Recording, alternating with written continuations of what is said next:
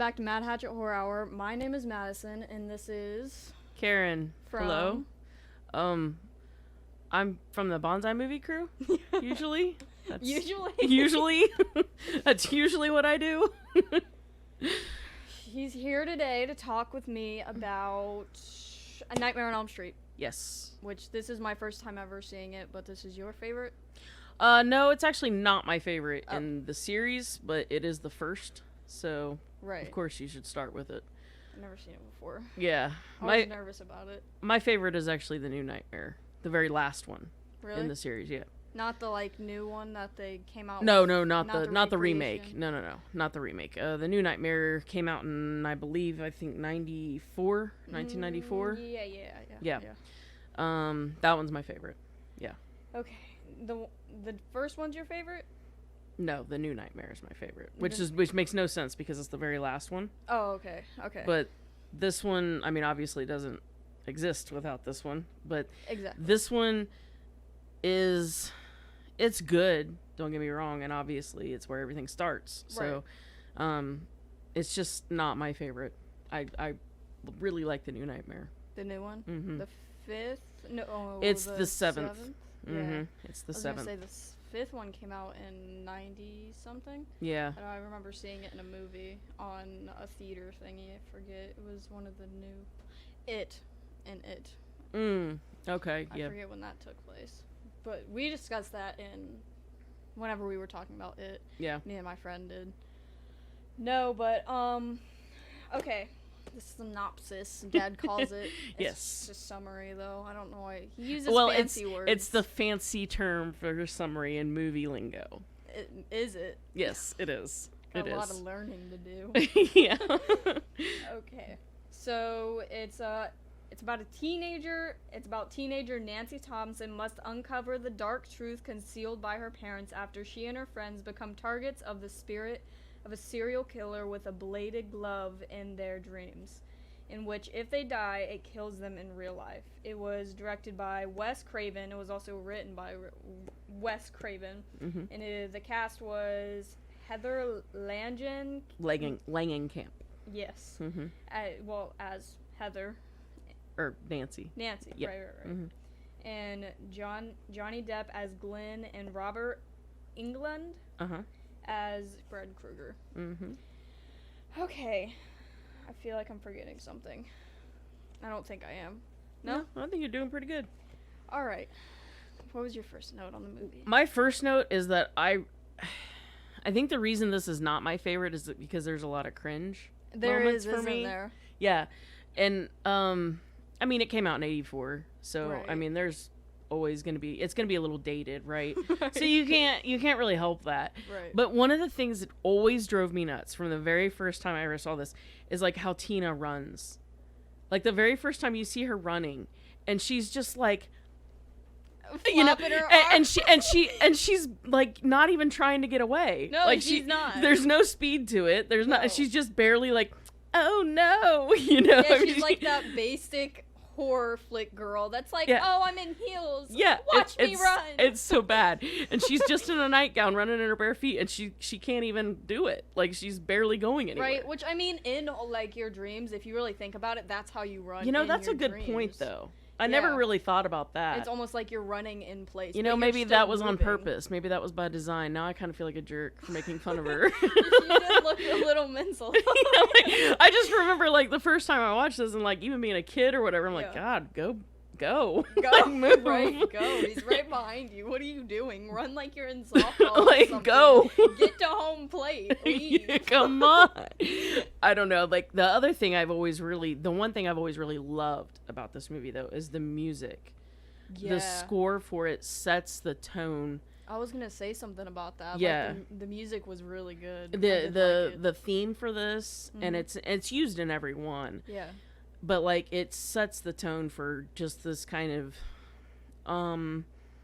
it's almost the ambiance? Yeah, and it kind of makes you feel almost like a dreamland, right? Yeah, like a nightmarish land. Not really it has like the nightmare tone, but in some settings, like when they're on the bridge, when her and Glenn are talking, and you hear that other part of the song, it almost has a just a very Like, calming right, kind I'm in of. love with this boy. Well, yeah, it's such a dreamy kind of tone, and the soundtrack really does a good job at kind of setting those They do. moods for you The throughout music the was movie. so much louder than the talking too. Like it was like That's such a big problem in those movies. I have the Blu-ray, yeah. so that actually they fixed that on the Yeah. Blu-ray. So, because I noticed that too on like my DVD. Yeah, I was watching on DVD Yeah, last the night. and I the kept having to DVD. turn it up and then Yeah, turn it back the down. DVD is awful for that. But like on the Blu-ray, it's all they fixed all of that. The audio is amazing on there now. Yeah? But like, oh yeah, yeah. Update. Always does that. But yeah, I agree. The DVD it does that really badly. But yeah, but that was something that was in 80s movies was really a thing. Like, I don't know why. Like loud then quiet and then Mhm. loud. I noticed that too. I was watching a different movie. It was the Chucky movie. It kept doing that too. Yeah, yeah.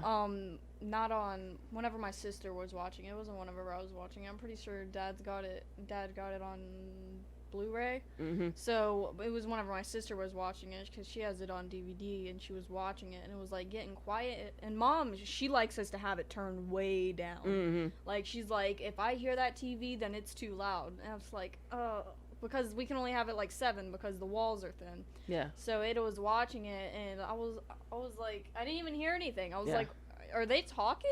When Is we it- did Doomsday, and it was a 2000s movie, Mhm. I had the same problem. And I had the Blu-ray, but they didn't fix the audio, so Yeah. I actually had to turn on the subtitles because it was too loud. It was too Right. loud during certain moments, but then I couldn't hear him talking, so I just turned on the subtitles and went with it. I couldn't find the subtitles for the Freddy Krueger movie. I couldn't find them all. I was like, where are they? Oh darn! And I had skipped back to where I was in the movie. I was like, oh well, I'll Yeah. keep turning it up and down. I mean, as long as you get the gist, right? I guess. That house was like in the beginning how the walls, like he was like putting his face through the wall. That's something you would see in like a paranormal show. Sure. Sure. Because like, I don't know, it just gave me this kind of vibes. Like, is your house haunted? Are you being haunted right now? I think it's just showing how thin that veil is between dreams and reality. You know, how she Yeah. was asleep. It's a great way of looking at that. Yeah, like she's asleep, and so he's so close to her because she's asleep. Right. But then she wakes up and she can knock on the wall and it's solid again. Right. So I think it's just kind of an analogy to show how close those worlds really are. Right. How plastic thin it is. Mm-hmm. Yeah, I think that's more like what that's trying to show is just that thin reality. Yeah. You know. Yeah. I always have to say that like there's something to be said for this franchise in particular. I think that's why this franchise is my favorite, because none of the other franchise seem to know when to stop. Like the Scream movies. Yeah. Yeah. Yeah, they really don't know when to stop. do No, and there's some, in Halloween, I guess they finally have ended that, or they say they have. But they all just don't know when to end. Right. And Wes Craven, when he finally got control of it again, because he had to sign it away in order to get this one made, got control of it again. And in '94, when he made the New Nightmare, he ended it his way, and up until the remake was made, after the rights got taken away again and all that, he said no more. Why did it get taken away? I don't remember. It was something to do with after he got sick, and his family, and He whole thought thing. he was gonna die, and so he gave. I it to think his somebody else? family did it after he got sick. I don't think that he ever intended for it to get. He signed away. Yeah, he didn't want any remakes made. He wanted it to be done. Right. This was always kind of his favorite. his favorite. Yeah. Movies. Yeah. So when he made the New Nightmare, it was his intention that was the end. Yeah. He put Freddy to bed, and that was going to be the end of it. He put Freddy to bed. Yeah, see, you like that? You like that? No pun intended. No pun intended. Yeah. But again, going back to kind of the cringe, the acting. I was gonna say something about that. Yeah, no, you can be completely honest, because listen, I get it. Like, even though Freddy is my favorite, I love this franchise. I mean, I thought Freddy did a good job. he at does. least. Robert Englund is a very professional man. Yeah. He's He was wonderful. doing good. Yeah, he's wonderful. He's a great actor, and I mean he doesn't take himself too seriously. Right. I mean, if you've seen some of the other roles, like he's great. Yeah. But yeah, he does a great job. But there again, he's only got like maybe 7 minutes total screen time in this movie. In the movie, yeah. Yeah, He wasn't he's there not a in this lot. one very much. No. He becomes much bigger in the later sequels. Yeah. His character and everything. But in this one, he's not in it for very long. But like, especially Tina and Rod, those Tina two, and Rod. Yeah. The first their two that acting died, is so not bad. good. Yeah. Yeah, like Tina, I noticed a lot, like especially in the beginning scenes, like before somebody would even have their lines out all the way, she'd be saying her line. Yeah. You know, and it's like, Hold on. calm Can they down. Talk. wait, calm down. Give them a chance. I wonder how many films she actually did before that one, or The if only that was thing- her first. The only or- thing I've ever seen her in other than this was Better Off Dead with John Cusack. I've never seen it. It's another 80s movie where she played like his girlfriend and she dumps him. She doesn't have a very big role in it, but her acting was better in that, I will say. So maybe Yeah. this was her first. I don't know. I never really cared enough to check. Yeah. But yeah, Rod and Tina just... They weren't very well. Like whenever Rod, he was the guy who was framed for the murder, Yeah. right? Mhm. Whenever he popped out from behind the bush, he was like, "Please don't tell." It was like so monotone. It like didn't have any actual feeling behind it. Right. It The was- only time I really thought he did a good job acting was when he was telling Nancy in the jail cell Mhm. about, there was somebody there. Yeah. And like he did a really Yeah, good he job. did. Because he seemed like you could tell in his eyes like he was really upset and like he was trying to tell her, and she was like, "Yeah, I believe you." Yeah. He did a good job in that scene, I thought. But what was her name? Nancy. Yeah. Her parents are rich. Like, did you see their house? It was huge. Now that house, it's a real house. First of all, it's not a sound stage. Really? Yeah. But it's been completely gutted now. It doesn't even look the same. The Really? outside looks the same, but the inside is Why? just whoever bought it didn't want it to look that way anymore, I guess. They must have been scared got- by the movie. I don't know. It's got like these circular doorways now. What? Like, yeah, it's really strange looking. But That's funny. yeah. I seen something about like when it sold last time, and then the person had pictures of what had been done to it and stuff. So yeah, it looks way different. Really? Yeah. But I can't imagine walking through a circular doorway. If it's not square, then I'd be a little nervous. Like, what if it Oh. were to, like, collapse in on itself? no, I'm sure that they have like something in it to keep it. I would hope Oh, so. Talking about bad acting though, who was the worst? Who was the Who? worst actress? That's my... clue I'd for you. have to say Tina. Oh no, I think it's the mother. Her Oh, mother. yeah, she's not She- good at all. She, everything was so over the top. Yeah. Are you okay? Like she'd throw herself at her Yeah. daughter. Like, are you okay? And she started out okay, Yeah. but then it was like as the movie went on, it became like the when. more drunk you saw her, the worse she well, got. and where did the drinking come from? I don't know. Like she was fine at first, yeah, yeah. like, and then all of a sudden she's drunk. She's an alcoholic.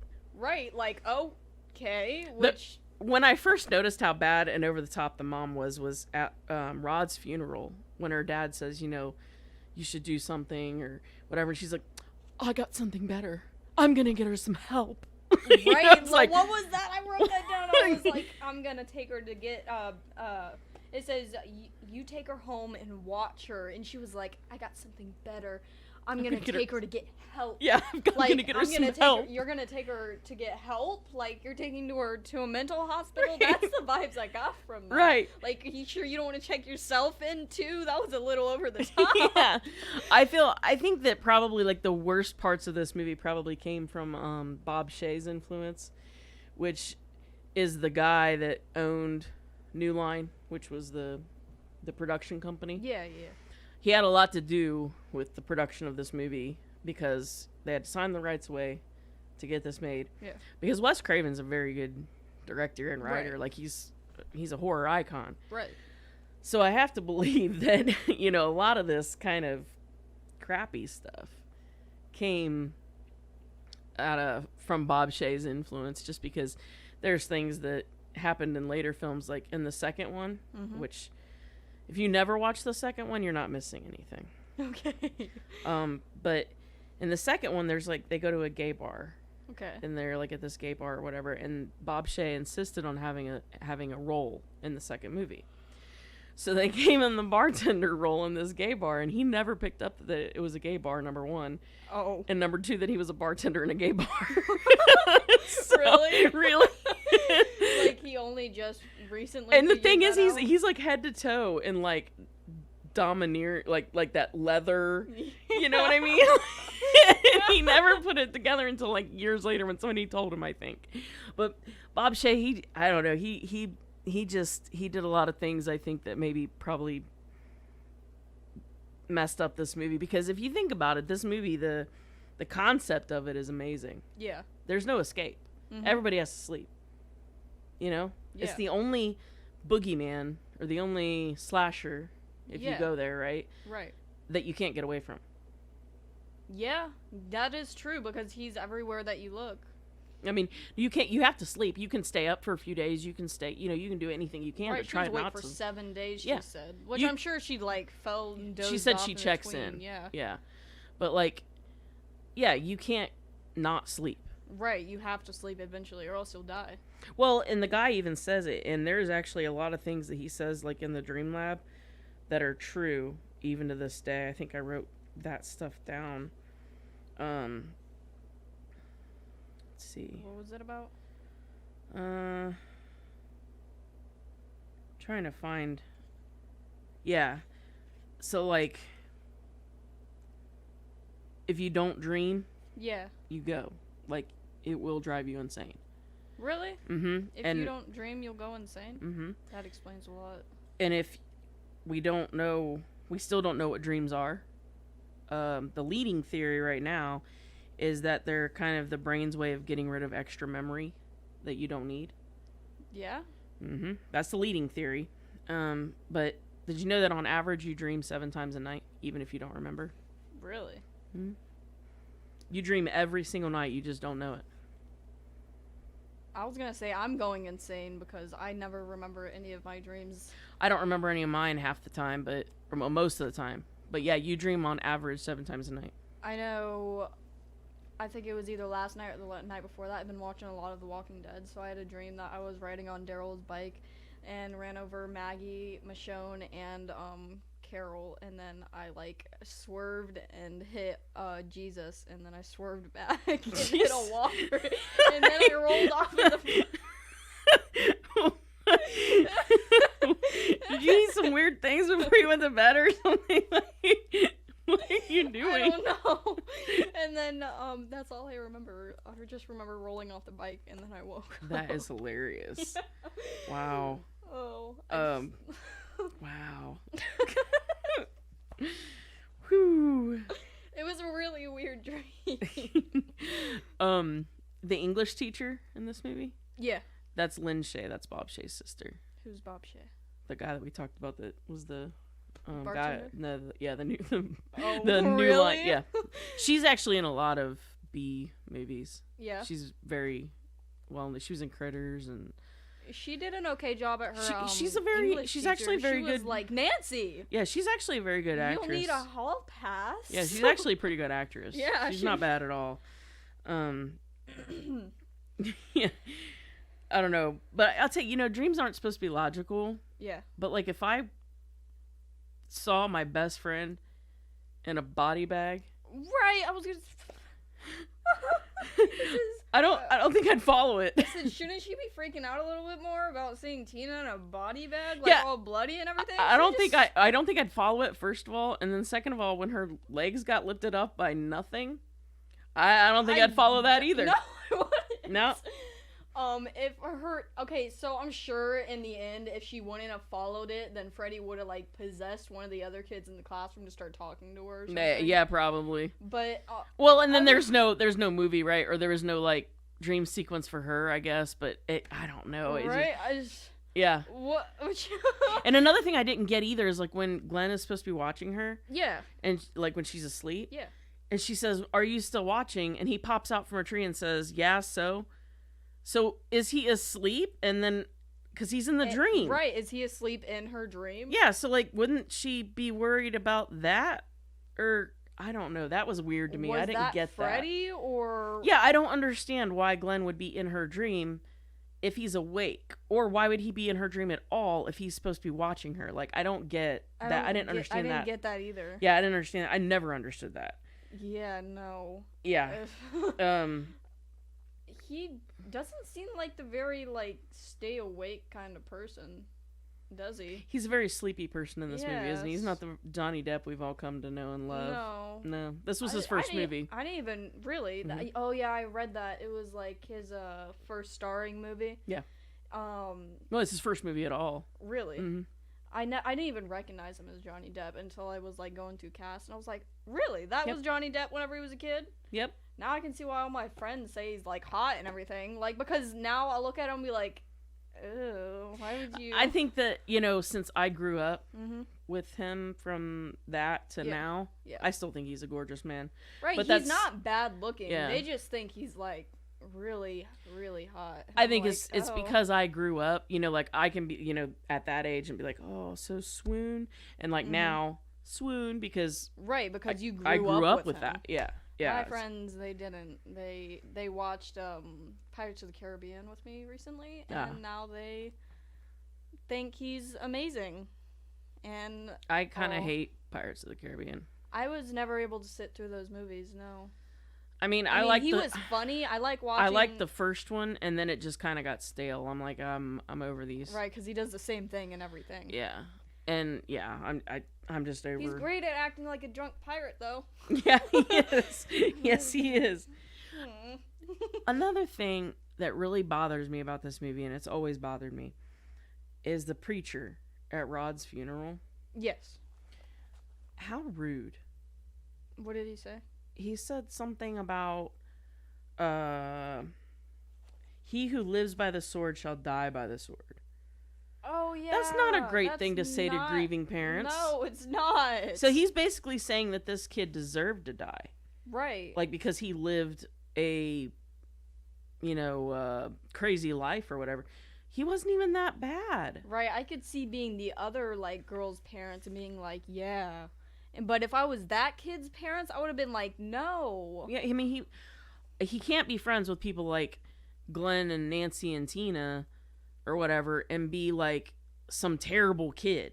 Right. I mean, he wore a leather jacket and he had a knife on him, I guess. And he'd been to jail a few times. Yes. But, like, he wasn't that bad. He didn't kill anybody. No. I mean, so I kind of like, in my opinion, if like I was at my kid's funeral and some preacher said that, they'd probably have to peel me off of him. Oh, because that's rude as hell. Yeah. And they didn't even have any proof that Rod killed him. Yeah. All they had was that he was in the room with her. Mm-hmm. But he kept trying to tell him, like, someone else was there. But they were like, who was there? You. We know you were there, but who else was there? And he was like, someone else. I don't know. I didn't see them. But, and to understand, I guess, like, to where they're coming from, really, like, how... of course they're going to go with the physical guy that they can pin it on. I mean, the only one that I would really like to know how they're going to explain is Glenn's death. How do you... Yeah, I don't know. He got sucked into the mattress. And then just blood. I don't think a human body holds that much blood. No, it doesn't. That was a little iffy. I was like, all that blood is bigger than his body, like, put together. Like, if you were to mash it all together, it'd be like... But it's an amazing scene. It is an awesome scene, yeah. Like, how his blood goes spewing out. Maybe it's not just his. Yeah, I was gonna say, maybe it's not just his blood. Just like, back to it, like, how the blood goes spewing out. Yeah. The children... Yeah. Maybe it's all of his victims. The dead children. Yeah, maybe it's more victims than just him. Yeah. That's what we're gonna go with, because it's a badass scene. I don't want to hate on it too much. I love when she comes home and her mom's got the bars in the windows. Yeah. And she's like, protection from what? And she's like, from whom? And I'm like, but, okay, yeah, exactly, from whom? The guy that you're gonna tell your daughter you killed? Right, the guy you're trying to gaslight your daughter into thinking isn't real? Yeah, so, like, from whom? Exactly. From whom? Can you please elaborate? Because right, elaborate. you're gonna tell him, or tell her that you killed him, which you did, and we believe that you believe that he's dead. But, okay, so from whom then? Please I wonder if she tell was me. trying to, like, tell her herself, like, protect her from herself. Which really, in the end, it only caused her more harm. She couldn't get out of the house. Yeah. Yeah, really. And Like, sometimes you need to escape more than you need to be locked in or locked out of. yeah, I always, like, thought to myself when I was younger, well, yeah, when I was younger, if I were Nancy, knowing my plan, going into my dream or whatever. Yeah, I would have found the key. Well, I would have grabbed the glove. His glove. Yeah. And worn it into my dream. Wasn't that what she was doing? Or No, she was in the she dream was in the whenever dream she- already. Okay. Yeah, so he already had it. But I would have worn it in there. I would have just stole myself. it from my mom the first time I saw it. Like, what do you... Can I have that? Please. And, you know, Glenn's mom, she wakes him up to tell him that he should go to bed. Right, what was that about? Like, she's like, I want you to go to bed. He was asleep. Yeah, he was asleep in his bed. If someone came in and told me to go to bed, I would be like, I'm already in my bed. And did you hear the EMTs make the joke? I don't know if it was really a joke, but I laughed when they walked up and they pulled the stretcher out. Somebody made a joke. I don't know if it was the EMTs, but they pulled a stretcher out and they were like, "You don't need a stretcher, you need a mop." I didn't hear that part. Did Yeah. you really say that? Yeah, I'm telling you. That's a good one. And what would Nancy have done if her drunk ass mom had gone through the house setting off all the traps? I don't know. These are the things that go through my head when I watch these again. Knowing what I know, you know what I Like, mean? good night, mom. Closes door, puts trap on it. What? Well, and like like after all of that, her mom keeps telling her like, "You're gonna get some sleep tonight if it kills me," and then she lets her put her to bed. Right, like, oh, what was that about again? Yeah. So can we talk about this? You're just done trying to be a Right. mom, I guess. I guess so. I still can't believe she was a drunk. She was like perfectly fine in the beginning of the movie. Yeah. And then all and of their a sudden, relationship seemed good too. Yeah. And then it kind of just crumbles. Right, and then all of a sudden she's a drunk who has a bad I relationship. will say though, you kind of get the idea that she's closer to her dad anyway, because she always calls her dad daddy and she Yeah. calls her mother Yeah. all the time. Oh yeah, I do the same thing to my mom. I Yeah, call like my mom. I'll either be like ma or mother. Mm-hmm. We're like mother, Yeah. or and whenever dad's around, it's like, hey dad, what you Right. doing? You get the idea that she's closer to her dad Yeah. anyway. And by the way, I thought he was the best actor. He was dad. really good at Yeah. being like that stern John cop. That's John trying Saxon's a very good actor, and he always plays a cop too. Yeah? Everything I've ever seen him in, he plays a cop. I've Also, heard of his name before. I'd really like to know how they explain the mom's death. I don't know. Like she just is a skeleton and Was floats she down into the did bed. she get caught on fire? I didn't understand the ending at all. Well, and she just floats down into the bed, and the dad saw that. That one. Yeah. And then the bed turns back into stone cold. Scared me. Yeah, I don't know how you turn it back on. Well, now we're back at it. we were talking about the mom's death. Like they couldn't. How do you explain that? She got sucked down in the bed. Missing persons? I guess, and like the dad saw it too. So like I don't know.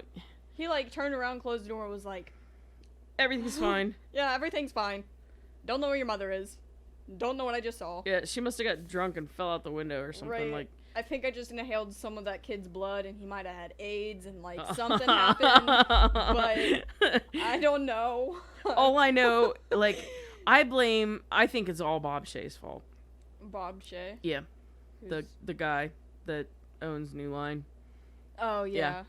Like he couldn't explain it. Yeah, like his thing was like he wanted the ending to be Unlike any other ending. no, he wanted it to be open-ended.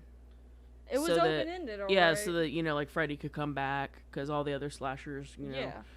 Yeah. Whereas Wes Craven wanted it to be finito, like Finished. one and done. Yeah. But no, he didn't. I didn't like it. Understand the ending at all. I don't know what our time is at now. I don't understand. We were at a half an hour before we got. So it shuts off after a half an hour? Yeah. Okay. Yeah. I don't know how anyone could explain that ending at all. I think it's supposed to be a dream. A dream, the whole thing? Yeah, I think it's supposed to be like Nancy's dream, and Freddy is essentially, you know. Does that mean she fell asleep in the end, or? I think that it just means Freddy won, supposedly. Freddy won? That's the best interpretation I've ever come up with, is that it's supposed to be Nancy's dream. We don't really know what happened in the end, because Nancy does survive. She's in another one. Is she? Yeah. But, like, how? We don't know. Right, because she had her back turned to her, and then he, like, disappeared, and then she supposedly, like, woke up from whatever trance she was in and went downstairs, and her mom was fine. She went outside, her friends were fine. Yeah. And the other one, is her friends alive, or are they still dead? I think that was just him messing with her. You know, like, he's like, oh, you think you've got this figured out? And so he disappeared to, like, mess with her. You know what I mean? Yeah. And then, like, make her think her friends are alive, but they're not. And then, you know, I don't know what the ultimate ending really was for her, because I know she gets away. Right. She's in another one later. Right. But they just left it open-ended because they wanted to make more Freddy movies. Right. You know? They could have at least explained it a little bit in the other ones, though. Yeah, you would think, but they don't. No? That you'll never get a satisfying answer. Mm-mm. That sucks. I think that's one of the reasons that this one is not my favorite. Because it's so... Yeah, the ending is just so open-ended, and it's not that I don't like open-ended endings, because sometimes if they're done right, they're not bad. This one is just... done right? Yeah, it's so not good. You know, it's not done well, I guess. Yeah. It's not done in a way that really makes sense to me, I guess. But there again, it's about dreams, and dreams don't make sense. No, so you could don't. make that argument. I guess so, yeah. You know, which usually my nightmares but it seems like sense, like a cop out to me, though, to make that argument. Yeah. You know, so I don't know. I grasp at like straws. Yeah, like, it's about dreams, so okay, well, that's not an excuse to make a shitty ending. Right. The one thing I will say, the contrast, like, to this film and to other slashers. Yeah. One reason that I've really always loved it is, like, you know, Friday the 13th, Halloween, Texas Chainsaw Massacre, even. I think I've only seen, like, the newest Texas Chainsaw Massacre, where they're in that town and he's got the foster mom. Yeah. I think I've only seen that one. But, like, the teenagers in those movies and stuff, they're usually, like, dealing with all of this stuff on their own. Yeah. You know, the parents are nowhere to be found, right? Like, they're gone. But in this one, the parents are right there. Right. She really depended on them, too. Yeah, they're right there. So it's kind of a contrast to all of the other ones. And, you know, the other contrast that you see in this, you know, like, Nancy's dad at least seems to be an ally for her. He does seem to genuinely want to help. He just doesn't know how, because he can't believe what she's saying is really the problem. Right. You know, he wants to help. He wants to be an ally for her. You can tell he's genuine. Just tell me who was there and I can go and get them. And she was like, Freddie was there. And he's like, oh. Right, that exactly. Dead guy. Exactly. You can tell he's genuine and he wants to be her ally. He just doesn't know what to do. Right. But, like, you know, in other slashers, there's nobody there. Nobody there for them. Right. The other contrast is, like, you know, in pretty much every other slasher film, the final girl is always so vulnerable in some way. Oh, and so, for lack of a better word, lame in some way, right? Like, they can't take care of themselves or some way. They're falling down. They're running up the stairs when they should be going out the front door. Sydney said that. Exactly. I knew. And then she did it. Yeah, she ran up the steps because she locked the door on herself. Right. I knew you'd get that reference. Nancy does none of those things. No. Nancy's strong. She does. Yeah. She is not vulnerable. Right. she kicks ass when she needs to. Yeah. She knows that this is all on her. She has no one else to rely on. So what does she do? She makes a bunch of traps, dares them to step out. Survival, that's what the chapter of that part of the movie was. It said it in the DVD thingy. Yep. It was like that part of the chapter. I was keeping up with that too. I was watching it the whole time. I was like, oh, we must be in this part. Right. And then I'd look back at it and be like, survivalists. Right. Oh. She is strong and determined, and she is the exact opposite of every other final girl. She is. And I think that that's one of the reasons that I've always liked this franchise too. Yeah. Because they don't play on a lot of the other tropes that you see in other slasher films. Right. And I will say Sydney isn't as weak as other final girls, but she's still there in the end. Yeah, there's a lot of things to be said about Sydney. Now, Sydney is probably the second best, in my opinion. Yeah. Well, no, third, because Nancy's not even my favorite. My favorite would be Alice. I don't know who it is. She's actually in the Nightmare series, too, but she's in 4 and 5. Gotcha. But, yeah, she's really probably my favorite final girl. But Nancy's second, and then probably Sydney. Yeah. Yeah. But that's, I think, why I really like this franchise, because it doesn't play into a lot of those tropes that a lot of other slashers do. Yeah. Because everyone's always like weak and running in heels or blonde. Sorry, blonde people, but blonde. in the most what's the stereotypical way. Yeah. Yeah. 100%. What's other horror movies that I've seen? Like the chick from the Chucky series.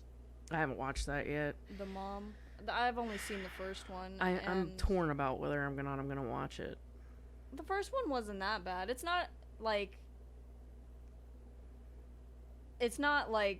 way up there, but it was pretty good, I guess. Yeah. Chucky, I know in the show now he's more funny than scary, but I prefer the first 3 movies, and then the rest of them I don't really care. Like, I've seen them all, but Cult of Chucky and what was the other one?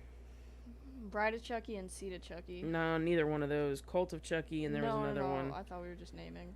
No, there's another one. The 2 newer ones that just came out. There was Cult of Chucky, and there was another one. Those were okay.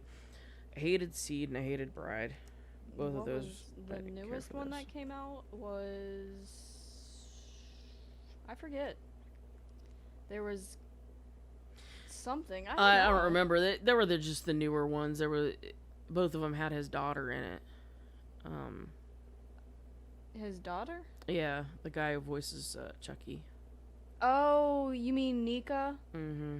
I forget what the newest. I know what you're talking about. Yeah, the 2 newer movies that came out. Those were good. I liked those. Yeah.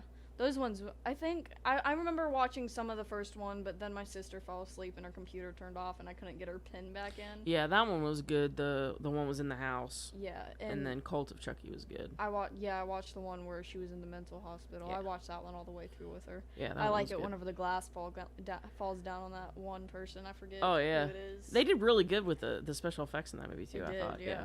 Well, they used a lot of practical effects, too. I like practical effects or no CGI. They're all. Yeah, I love it whenever they do that. Yeah. They do a lot of CGI like effects in The Walking Dead, and it bothers me sometimes. I hate CGI effects. I hate them. But that's all the notes I had. I don't know if you had more. I think we went over everything. Oh, they didn't stitch her wounds back up whenever she got cut on the arm. I know, and then they're just like seeping all the time. Like right. I didn't understand that either. She's in a freaking like hospital. There was doctors there, and I'm pretty sure it's deep enough for them to stitch it back. You would think. Oh yeah. I mean, she's in a hospital. They have the technology. They do have the technology. Yeah, I'm sure they had it right in that room too. Sure. No, I think that was everything that I had. You know, that was one other thing in that scene that always bothered me too, is like they're like, you know, they just saw her freak out. She wakes up and she's got claw marks, and they're like, "Oh, this will help you sleep." That seems like the exact opposite of what she needs right now. And she pulled the hat out of God knows where because she obviously didn't walk in there with it. Right. And they're like trying to gaslight her, like, "No, where did you get it from?" Yeah. Yeah. Like my dream, I grabbed his hat. Yeah. I can get him, you guys. You don't understand. And they're like, bars on the house, put her in the house. Don't let her out. Don't let her out, man. Oh my god. Okay, so did you want me to do the trivia for this one? Yeah. Okay. Okay. Okay, so I heard you guys talking about on the core line about why it's called trivia. Yeah. I can answer that. Okay. So, trivia is the definition of the word is unimportant matters and obscure facts. Really? The term is most commonly used for small details about certain topics. Trivia quizzes are the games that test person's knowledge, often learned by studying the trivia on the topic. Oh, gotcha. Whenever I was growing up, I only ever heard the word trivia whenever there was going to be questions answered. In recent times, trivia and trivia quizzes have become used interchangeably. In other words, trivia is the stuff you learn in order to play a trivia game. Gotcha. Okay. Yeah. I was trying to figure out a way to explain that when I was on here because I was listening to it. I'm like, oh, I can explain that. I just don't know a very good way to do it. Anyway, so Wes Craven first came up with the basic idea for the movie from a series of articles in the Los Angeles Times over a 3-year period about a group of Southeast Asian refugees who died in the throes of horrific nightmares. The group had come to the U.S., and within a year of arriving, 3 men had died, all in similar situations. The young, otherwise healthy men would have a nightmare, then refused to sleep for as long as he could. And when he finally fell asleep from exhaustion, he awoke screaming, then died. Autopsy's results revealed that they had not died from heart failure, but had simply died. It was this inability to find a cause of death that intrigued Craven so much. Medical authorities have since called the phenomenon Asian death syndrome, a variant of sudden unexpected death syndrome, and Brugada syndrome. In some cases, they found coffee pots and caffeine pills in the victims' closets, as you see Nancy hiding similar items in her room. The inspiration for the character Freddy came from several sources in Wes Craven's childhood. Fred Krueger was a schoolmate of his with whom he had shared a paper route and who had bullied him for several years. In The Last House on the Left in 1972, Craven also used this experience as inspiration for the main villain, Krug. Freddy's burns came from a man with severe burn scars by whom Craven had once been terrified as a child. And Freddy's attire, especially the dirty clothes and the hat, was inspired by a man that Craven saw through his window under a streetlight when he was 10 years old. Really? Yeah. I would have been terrified. I keep looking out the windows at night because I'm like, I'm waiting for it, Dad. I'm waiting for it to be foggy outside and someone to be standing under the streetlight. That's exactly what he saw. Yeah, it was the guy standing there, yeah. Because it's so creepy at night because I'll look out the window and it's like fog, the street lamp, but no one's there. No one's there to complete that scene.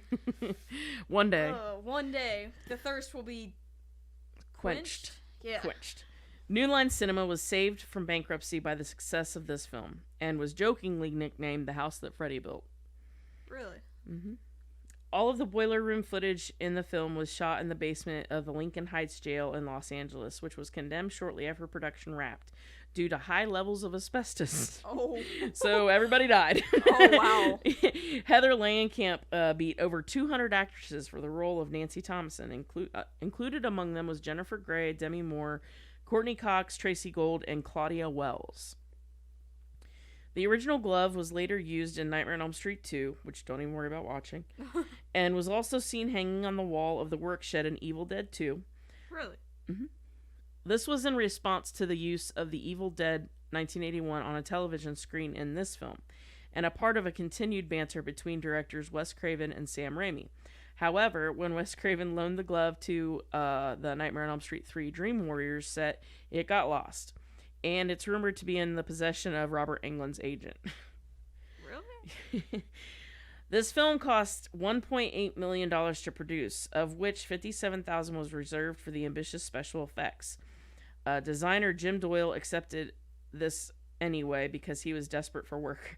The movie made its entire budget back in its opening weekend. Filming began on 6/11 of 84 and ended on 7/13/84 after 32 days of filming. Wes Craven's original concept for Freddy Krueger was originally more gruesome, with teeth showing through the flesh over the jaw, pus running from the sores, and a part of the skull showing through the head. Makeup artist David Miller argued that an actor couldn't be convincingly made up that way, and a puppet would be hard to film and wouldn't blend in with the live actors, so these ideas were eventually abandoned. It would take about 3 hours to get Robert Englund into his Freddy makeup. Amanda Weiss, that's the girl that played Tina, yeah, was handing out candy at her mom's house on on the Halloween following the film's release and was surprised to see so many trick-or-treaters dressed as Freddy. She eventually told one of them that she played Tina in the movie, but he didn't believe her. According to Wes Craven, Robert Englund was not his first choice for the role of Freddy Krueger. Craven had initially wanted a stuntman to play the part, but upon testing several stuntmen, he realized he needed a real actor. Other ideas was to cast an elderly actor, but he feared they would be too soft for the way he would have wanted the character to act. Englund eventually got the part by showing up at his audition with ash smeared under his eyes to sink them in, greasing his hair back with a dipstick from under the hood of his car, and blinking as little as possible. I would have been creeped out if I saw right?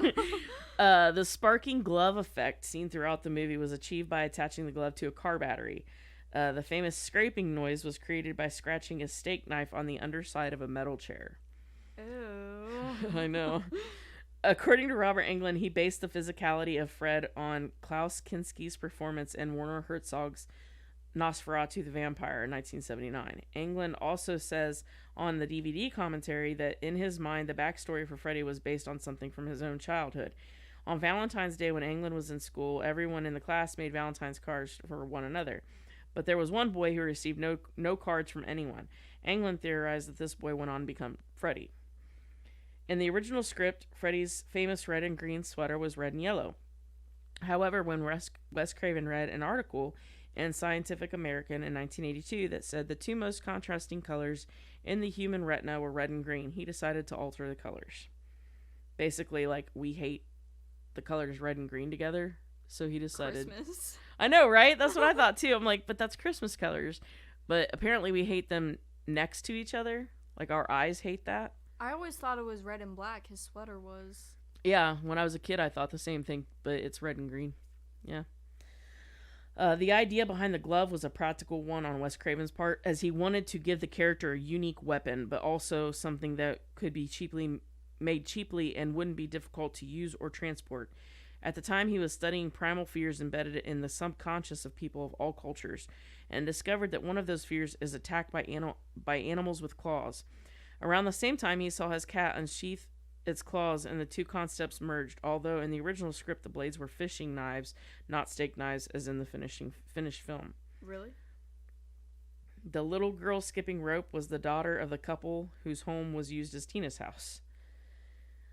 The scene where Nancy attempts to warn Glenn that Freddy is coming after him, and she looks down to discover Freddy's mouth and tongue have taken form on the bottom half of the phone.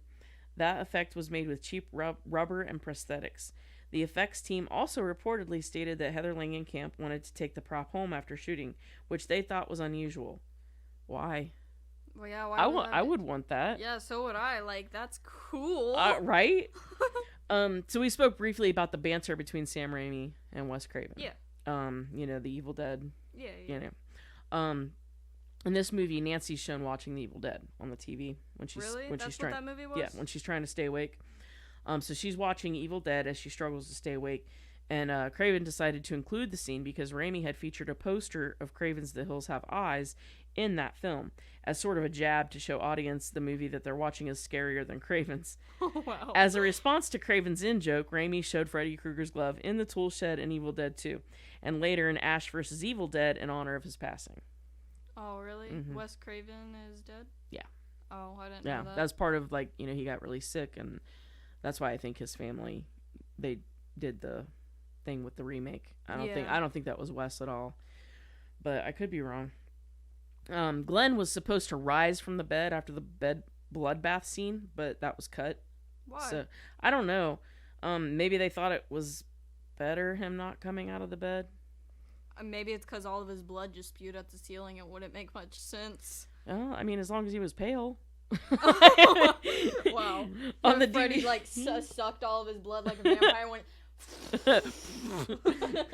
On the DVD audio commentary, Wes Craven says that he was told that this was the first film to use a breakaway mirror.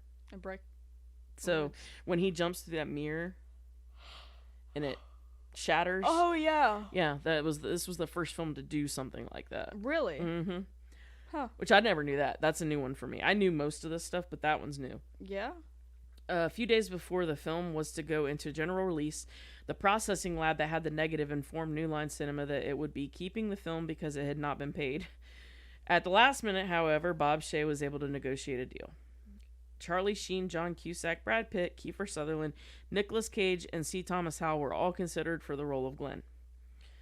Special makeup effects artist Dave Miller based Freddy's disfigurement on photographs of burn victims he saw at UCA Medical Center. The knives on the glove were not fishing or steak knives as many believe, but actually tomato knives. Because the full glove with real metal knives, as opposed to the stunt glove with fake knives for safety, was so heavy, Robert Englund found himself unintentionally dropping his right shoulder due to the weight. Because if you notice in the movie, he's kind of like this. Yeah. So he equated that stance with a gunslinger who has a pistol and holster on his hip. Really? Yeah. Prior to making the film, Amanda Weiss had never seen a horror movie, and Heather Langenkamp had only ever seen Burnt Offerings. The movie almost folded before production had begun. Initially, Smart Egg Productions was supposed to put $1 million into the movie, but it dropped out several days before filming began. Bob Shea put in a lot of his own money and eventually got everybody else back on board. Really? Yeah. In 2021, the film was selected for preservation in the United States National Film Registry by the Library of Congress for being culturally, historically, or aesthetically significant. This is also director Wes Craven's first movie to be selected for the registry. Heather Langenkamp's final audition for the role of Nancy Thompson took place on Friday the 13th, January 1984. That's sweet. Yeah. Ralph Macchio and Darren Dalton were considered for the part of Rod Lane. Ranked at number 17 on Bravo's 100 Scariest Movies, and Freddy is number 40 at the AFI 100 Hero and Villains. And Eric, if you're listening, I want you to listen to this. Kane Hodder auditioned to play Freddy Krueger. He would, of course, go on to play Jason Voorhees in the Friday the 13th series, and would briefly play Freddy's arm and do the laugh at the end of Jason Goes to Hell, the final Friday. That sets up Freddy versus Jason. So, you know. Yeah, I was going to say, don't they have a Freddy versus Jason? Mm-hmm. So, you know, Kane really actually wanted to be Freddy at one point in time. Yeah. But he had to go for second best and be Jason because he just couldn't cut it, Eric. He just couldn't We're about to lose. The battery's about to die. So I'm going to try to... Timing, almost? Yeah. Included among the 1001 movies you must see before you die. And the scene where Nancy has been up for a few days and looks in the mirror saying, "God, I look 20 years old," was an inside joke. Heather Langenkamp was 20 when the movie was made. The wall-to-ceiling drag was accomplished with a rotating room. The same room was used for the Glenn part. The pressure or the blood effect was complicated, and when they flipped the room up and they, went go, the blood actually electrocuted the room because it hit the lights. Really? And they had to shut down because everybody they got the take in one take. The one take that you see is what's in the movie because everything was electrified. They had to go and shut everything down. Yeah. Oh. Yeah. So near the end of the production, the music supervisor who had been given the money to pay, composer Charles Bernstein, had been involved in a deadly car accident and fled with the money out of fear of being charged with manslaughter. So producer Sarah Risher had just given birth to her son, was called by Bob Shea to talk to Bernstein and convince him to finish the score while they were working out finances. Johnny Depp's next high-profile film role was playing Edward Scissorhands after this movie. Yeah, he did play as Edward Scissorhands, didn't Mm-hmm. he? It's weird with the blades on the hands. Right. Let's see. The scene where Freddy is set on fire and chases Nancy to the top of the stairs, falls back down and starts back up again, was all shot in one take with several cameras and was the most elaborate fire scene ever filmed up to that time. Stuntman Anthony Cicere was supposed to only run up the stairs and lay down and be extinguished, but he improvised the falling and run back up again. He won Best Stunt of the Year for that scene. In the original script, the movie ended happily. Nancy kills Krueger by ceasing to believe in him, then awakens to discover that everything that happened in the movie was a nightmare. She then says goodbye to her mother and drives to school with her friends. However, Bob Shea wanted a twist ending that would leave the way open for sequels. Over 500 gallons of fake blood were used during filming. In a deleted scene featured on the Laserdisc and the VHS, we learn that Nancy and many of her friends from the neighborhood weren't always only children. They had a brother or sister before they were killed by Freddy. During the scene in the basement just before Nancy's mother reveals that she has Freddy's gloves, she reveals to Nancy that she had a brother and a sister. She was supposed to, or No, did? she did. But Oh, gotcha. they were killed by Freddy. Oh, yeah. Yeah. Okay. But that's it. That's the trivia. All a lot. right. It's an old movie. What would you rate it? Oh, 1 out of 5. I'm gonna go with a 6.5. 6.5? Yeah. 6, yeah. Oh, but that felt good. Yeah, it's not a terrible movie. It's just not. I mean, unfortunately, there's some of the sequels are better. But I mean, of course, without this one, you don't have the sequels, so you can't rate it too low either. Yeah, right.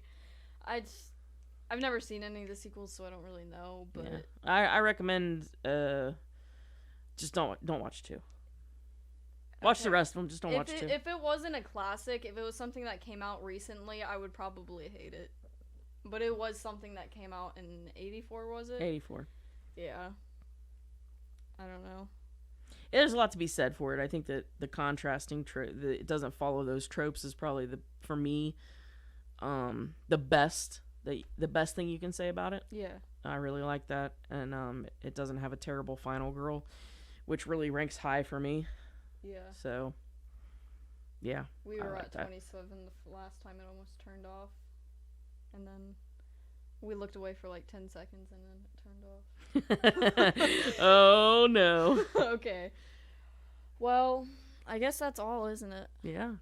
Okay. Thanks for having me. Thanks for coming. Oh, it was a good time. Next week I will do... what should I do next week? I don't know. Just name it. Are you doing all horror movies? All horror movies? Yep. Man. 20 seconds. I don't know. I told you. It's playing with us. I fixed it. I don't know, man. Like, there's a lot of good horror movies out there. Dang. You ever seen The Exorcist? Which one? The first one. I've seen The Exorcist of Molly Hartley, and that's it. Just the plain Exorcist, the one with Linda Blair. It's the very first one. Nope, don't think so. That's a classic. It's made in the 70s. The Exorcist it is then. There you go. Now I just gotta find someone to do it with me. See if... I don't know, I'll figure it out.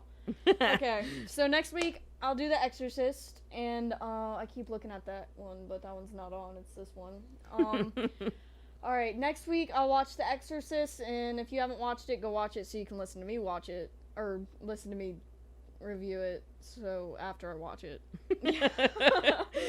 Alright, and I'll talk to people next week, probably you guys, if you come back, or if you're a repeating listener. I don't know how to explain it. Or if you're new, hi, my name's Madison, nice to meet you. You look wonderful today. Okay. Bye. Okay, bye. Goodbye.